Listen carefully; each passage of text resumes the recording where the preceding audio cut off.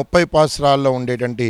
27వ పాసురమైనటువంటి కూడారై వెల్లుంసీర్ గోవింద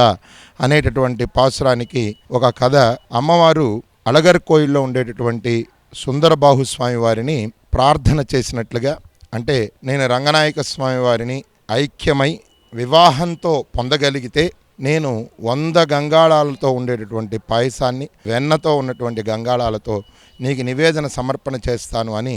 అమ్మవారు విన్నవించుకున్నట్లు, ఆ తర్వాత వివాహం ద్వారా ఐక్యస్థితిని పొందినట్లు తెలియడంతో రామానుజస్వామి వారికి ఈ అమ్మవారు ప్రార్థన చేసి మొక్కినటువంటి విషయాన్ని తెలుసుకొని అళగర్కోయిల్లో ఉన్నటువంటి సుందరబాహు స్వామి వారికి అమ్మవారి తరపున